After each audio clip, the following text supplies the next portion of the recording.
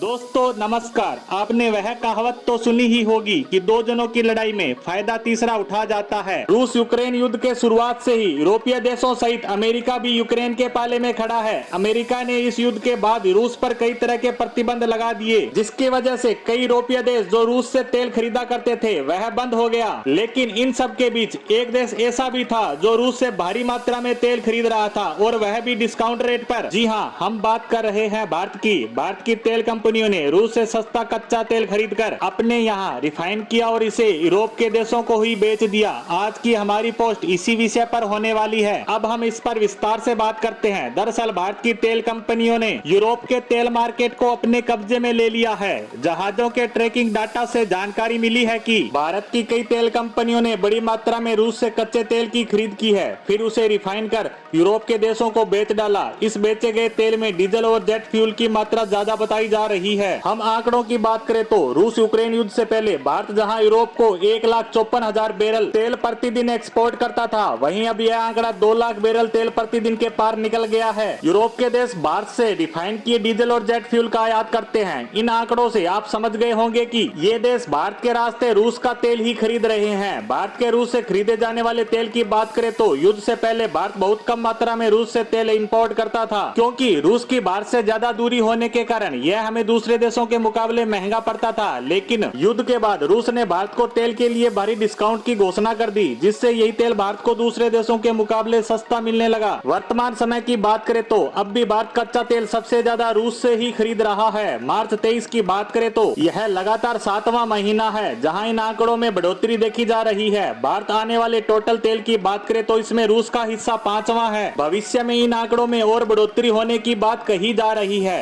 क्योंकि भारत की सबसे बड़ी तेल कंपनी इंडियन ऑयल ने रूसी तेल कंपनी रोजनेट के साथ एक बड़ी डील साइन की है, जिसके तहत भारत आगामी वर्षों में बड़ी मात्रा में कच्चा तेल आयात करके अपनी जरूरतों को पूरा करेगा। अब बात करते हैं कि रूस से कच्चा तेल खरीदने से भारत को कितना फायदा मिला है। तो मैं आपको बता दूं कि रूस के कच्चे तेल की डिस्काउंट की वजह से अप्रैल से दिसंबर 22 तक ही 2.5 अरब डॉलर की बचत हुई है। इस डील से भारत को तो फायदा हुआ ही है, साथ ही अमेरिकी प्रतिबंधों की मार झेल रहे रूस को भी भारत के रूप में एक बड़ा तेल खरीदार मिल गया, जिसकी उसे बहुत ज्यादा जरूरत थी। साथ ही इन तेल सौदों की वजह से भारत और रूस की दोस्ती में एक नई इबारत भी लिख डाली। जिन रिश्तों पर बीच के सालों पर बर्फ जमने लगी थी, रूस यूक्रेन युद्ध के बाद उनकी एक बिल्कुल नई तस्वीर नजर आई है। भारत और रूस अपने संबंधों को लगातार मजबूत करने में लगे हैं, और इसी के तहत रूस अपने बंदरगाह व्लादिवोस्तोक से भारत तक व्यापार के लिए नए समुद्री मार्ग को शुरू करने की योजना पर काम कर रहा है, जिससे भारत और रूस के बीच सीधी दूरी कम हो जाएगी, जिसकी वजह से परिवहन लागत में 1/3 की कमी होने की बात कही जा रही है। अगर ऐसा होता है तो भारत और रूस के बीच व्यापार और ज्यादा बढ़ जाएगा। यह भी दोनों देशों के लिए फायदे का ही सौदा होने वाला है। भारत और रूस के व्यापारिक संबंधों को लेकर हमारी आज की पोस्ट को यहीं समाप्त करते हैं। धन्यवाद।